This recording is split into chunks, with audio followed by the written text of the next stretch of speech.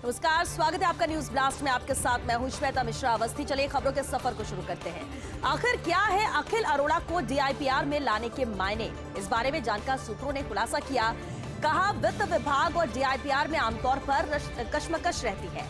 Extra budget की मंजूरी और पुराने भुगतान को लेकर कशमकश रहती है और इससे डीआईपीआर का होता था काफी समय खराब और मीडिया के बकाया बिलों के भुगतान में भी देरी होती थी। और इसलिए अब सीएम गहलोत ने प्रिंसिपल सेक्रेटरी फाइनेंस को ही सौंप दी है डीआईपीआर की कमान। क्योंकि अब सरकार के शेष रहे 2 सालों में डीआईपीआर की गतिविधियों पर काफी पैसा खर्च होगा, लेकिन अब इस नई व्यवस्था के कारण बजट मंजूरी या भुगतान में नहीं होगा कोई विलंब। गहलोत के इस फैसले का हो रहा चारों तरफ स्वागत। अब इस कहानी से जुड़ा है एक और दूसरा पहलू भी। एसीएस होम अभय कुमार के पास पहले से ही था एक्स्ट्रा वर्कलोड। गृह विभाग के साथ साथ परिवहन विभाग का एक्स्ट्रा वर्कलोड था और इसके साथ ही अभय और पुरुषोत्तम के बीच पटरी नहीं बैठ रही। अभय को थी कई फैसलों की जानकारी नहीं होने या देरी से होने की शिकायत। इस बारे में डीआईपीआर से जुड़े सूत्रों ने खुलासा किया है। डीआईपीआर का काम ही कुछ ऐसा है कि हर सरकार में शीर्ष नेतृत्व के डे टू डे टच में रहना होता है डीआईपीआर को। ऐसे में कई बार डीआईपीआर के फैसलों की जानकारी डीआईपीआर सेक्रेटरी या मंत्री को देने में विलंब भी हो जाता है और इसलिए ये लोग कभी कभी हो जाते हैं डीआईपीआर से नाराज भी। और ऐसे में आखिर डीआईपीआर करे तो क्या करे? अलबत्ता लगभग 2 साल का अभय का डीआईपीआर कार्यकाल रहा बहुत अच्छा, क्योंकि अभय भी है एक focused and result oriented officer. उनकी कार्यशैली, उनकी कार्यप्रणाली जिस तरह से रही है उसी हिसाब से ऐसा माना जा रहा है कि रिजल्ट ओरिएंटेड ऑफिसर अभय भी रहे हैं। लेकिन बेहद अहम ये डिपार्टमेंट है और इसके पीछे भी बेहद अहम सवाल ये कि आखिर क्या है अखिल अरोड़ा को डीआईपीआर लाने के मायने, उन्हें क्यों लाया गया? जानकार सूत्रों के हवाले से ये खुलासा हुआ। उन्होंने कहा कि वित्त विभाग और डीआईपीआर में आमतौर पर कशमकश हमेशा रहती है। एक्स्ट्रा बजट की मंजूरी और पुराने भुगतान को लेकर ये कशमकश बनी रहती है। इससे डीआईपीआर का काफी समय भी खराब होता है और मीडिया के बकाया बिलों के भुगतान में भी यहाँ देरी होती है। इसलिए अब सीएम गहलोत ने प्रिंसिपल सेक्रेटरी फाइनेंस को ही सौंप दी है डीआईपीआर की कमान। चूंकि अब सरकार के शेष रहे 2 सालों में डीआईपीआर की गतिविधियों पर काफी पैसा खर्च होगा, लेकिन अब इस नई व्यवस्था के कारण बजट मंजूरी या भुगतान में कोई विलंब नहीं होगा। गहलोत के इस फैसले का चारों तरफ स्वागत भी हो रहा है। अब इस कहानी से जुड़ा एक और दूसरा पहलू भी है। एसीएस होम अभय कुमार के पास पहले से ही एक्स्ट्रा वर्कलोड था। गृह विभाग के साथ साथ परिवहन विभाग का एक्स्ट्रा लोड इनके पास था और इसके साथ ही अभय और पुरुषोत्तम के बीच पटरी भी नहीं बैठ रही थी। अभय को थी कई फैसलों की जानकारी नहीं होने या देरी से होने की शिकायत। इस बारे में डीआईपीआर से जुड़े सूत्रों ने खुलासा किया कि डीआईपीआर का काम कुछ ऐसा ही होता है कि हर सरकार में शीर्ष नेतृत्व के डे टू डे टच में रहता होता है डीआईपीआर को। ऐसे में कई बार डीआईपीआर के फैसलों की जानकारी डीआईपीआर सेक्रेटरी या मंत्री को देने में विलंब भी हो जाता है और इसलिए ये लोग कभी कभी डीआईपीआर से नाराज भी हो जाते हैं। और ऐसे में आखिर डीआईपीआर करे तो क्या करे? अलबत्ता लगभग 2 साल का अभय का डीआईपीआर कार्यकाल बहुत अच्छा रहा है, क्योंकि अभय है एक focused and result oriented officer. Gehlot cabinet मंत्रिपरिषद की बैठक 6:30 बजे शुरू होगी। कैबिनेट की बैठक और 7 बजे शुरू होगी मंत्रिपरिषद की बैठक। बैठक में लिए जा सकते हैं सख्त फैसले भी। 1 फरवरी से बिना वैक्सीनेशन वालों पर सख्ती हो सकती है। कोरोना अनकंट्रोल वाले इलाकों में बढ़ाई जा सकती है ये सख्ती। 31 जनवरी के बाद भी स्कूल बंद रहने का फैसला भी संभव है।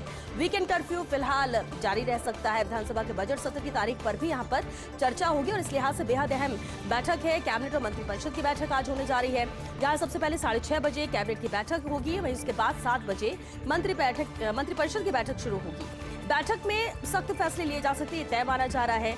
1 फरवरी से बिना वैक्सीनेशन वालों पर सख्ती हो सकती है। कोरोना अनकंट्रोल वाले इलाकों में बढ़ाई जा सकती है सख्ती। 31 जनवरी के बाद भी स्कूल बंद रखने का फैसला संभव है। वीकेंड कर्फ्यू फिलहाल जारी रह सकता है। विधानसभा के बजट सत्र की तारीख पर भी चर्चा।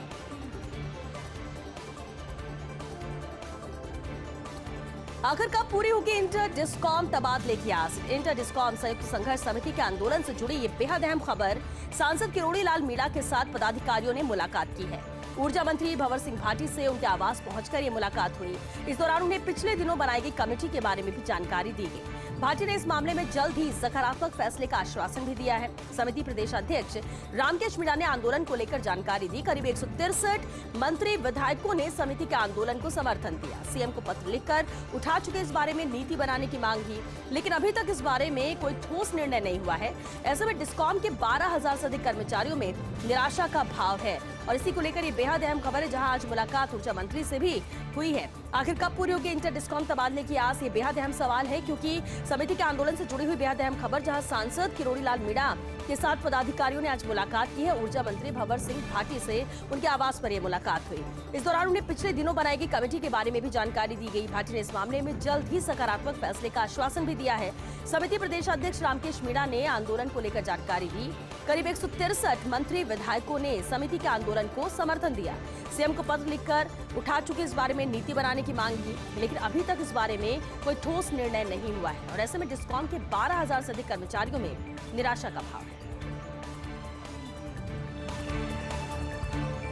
क्या जयपुर में नहीं कोई योग्य प्रशासनिक चिकित्सक? बात एसएमएस मेडिकल कॉलेज से अटैच गड़गौरी अस्पताल से जुड़ी है। गड़गौरी अस्पताल के अधीक्षक पद पर लगाए गए डॉक्टर लीनेश्वर हर्षवर्धन, जबकि डॉक्टर हर्षवर्धन पहले से देख रहे कावंटिया अस्पताल का काम।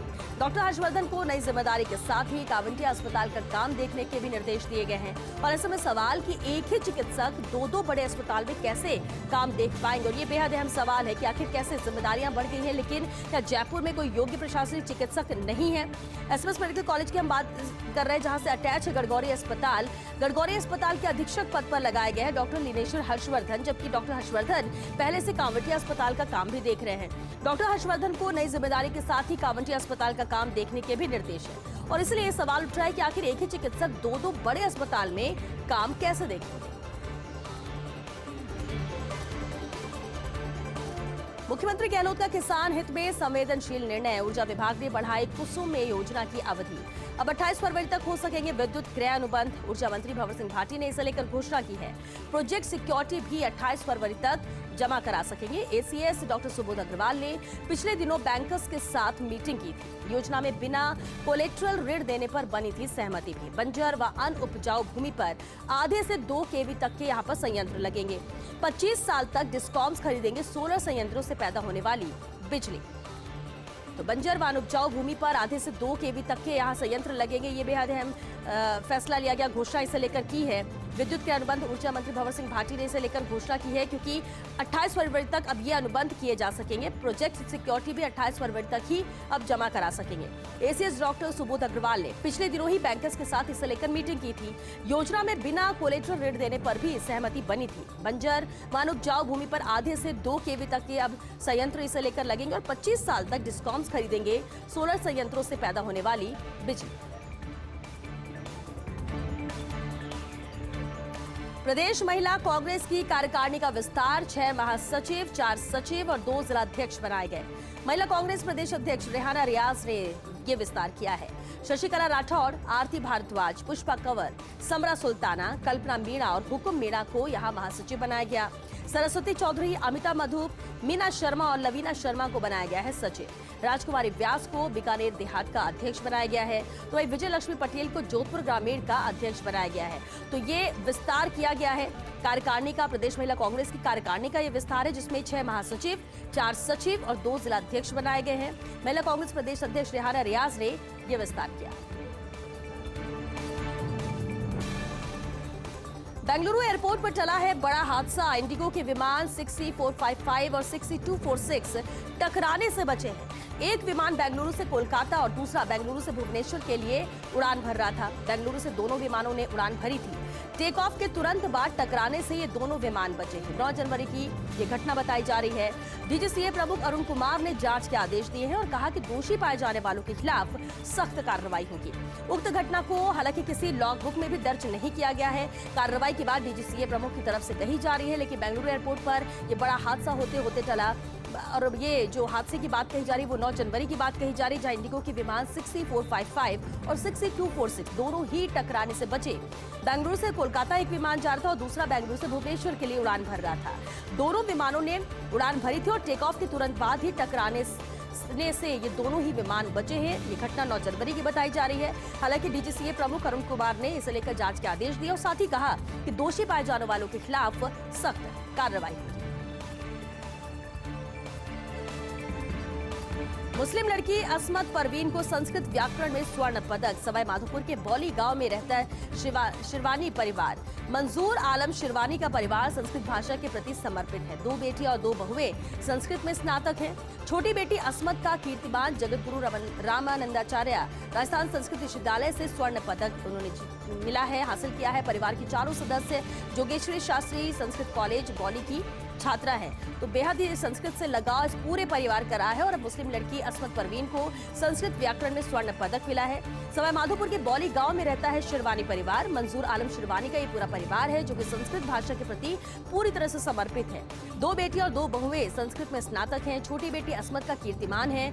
जगत गुरु रामानंदाचार्य राजस्थान संस्कृत विश्वविद्यालय से स्वर्ण पदक हासिल किया। परिवार के चारों सदस्य जोगेश्वरी शास्त्री संस्कृत कॉलेज बौली की छात्रा है। इंटरनेशनल फ्लाइट्स पर रोक की अवधि बढ़ाई गई है। डीजीसीए ने 28 फरवरी तक बढ़ाई है रोक। हालांकि कार्गो फ्लाइट होती रहेगी संचालित। डीजीसीए से अनुमति प्राप्त फ्लाइट भी अब संचालित हो सकेगी। तो इंटरनेशनल फ्लाइट्स पर रोक की अवधि को यहां बढ़ा दिया गया है। डीजीसीए ने 28 फरवरी तक ये रोक बढ़ाई है। हालांकि कार्गो फ्लाइट यहां से संचालित होती रहेगी। डीजीसीए से अनुमति प्राप्त फ्लाइट भी संचालित हो सकेगी। कोरोना के तीसरी लहर के बीच सुखद खबर है। जनवरी के दूसरे पखवाड़े में मरीजों की रिकवरी रेट में बढ़ोतरी हुई है। पॉजिटिव मरीजों की तुलना में 60% मरीज यहां कोविड फ्री हुए। 16 से 18 जनवरी तक 28,616 नए पॉजिटिव केस चिन्हित किए गए हैं, जबकि इस दरमियान कुल 17,636 कोविड मरीज नेगेटिव हुए।